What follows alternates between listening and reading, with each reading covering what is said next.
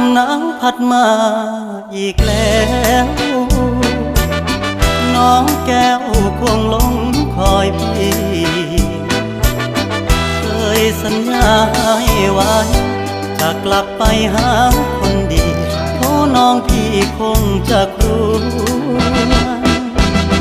ลมหนาวพัดมาอีกคนหนาวกระมนหัวใจปวดยามหนาวมาห่างน้องเจ้าคงมองและรำครวญลมหนาวจะหวนกลับไปฟ้าเอ่ยโปรดเห็น